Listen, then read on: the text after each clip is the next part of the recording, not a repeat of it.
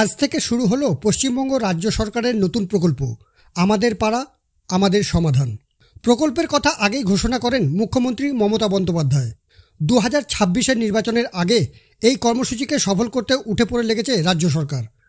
প্রকল্পের সূচনা হলো 2রা আগস্ট থেকে।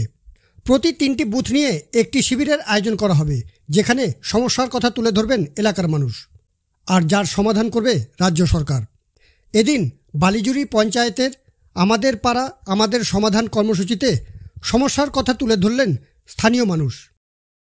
আমাদের বলি হয়ে দাসপাড়া বলুন, মুখার্জি পাড়া বলুন, আমাদের খিড়কি পাড়া বলুন, সব পাড়ার লোকই মোটামুটি আসা যাওয়া করে।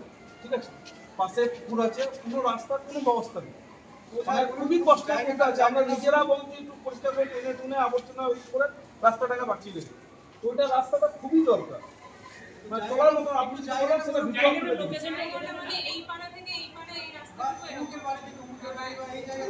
পাড়াটা হচ্ছে আমাদের খিড়কি পাড়া।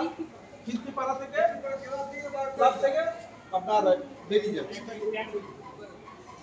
কি বলা হবে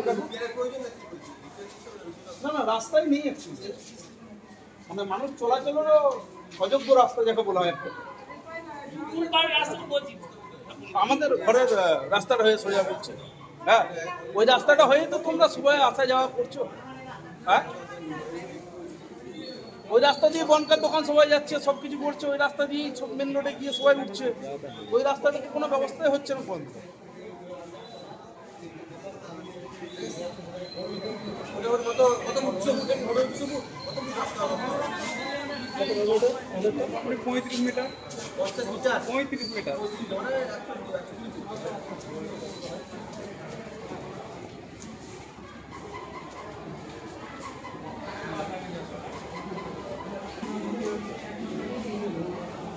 এ বিষয়ে বালিজুড়ি পঞ্চায়েতের নারী ও শিশু কল্যাণ বিভাগের সঞ্চালক সমাপ্তি মুখার্জি কি বলছেন শুনুন।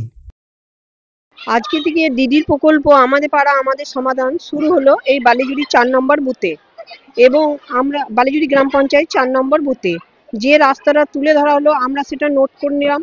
মানে যারা আমাদের প্রশাসনের লোকজন এসেছেন তারা নোট করলেন। সেই রাস্তাটা আপনার 1 কিলোমিটার রেঞ্জ, ওইটা খিড়কিপাড়া থেকে আপনার চণ্ডীলাইকিনি অবধি বালিজুড়ি গ্রাম পঞ্চায়েতে। আমাদের সমাধান যে তুলে ধরলেন, মানে পাড়ার বৈঠকে যারা তুলে ধরলেন, আমরা সেটা সমাধান করার জন্য সবাই মিলে উঠে পড়ে লেগেছি। আশা করি এই সমাধান খুব শিগগিরই হয়ে যাবে। আপনার নাম?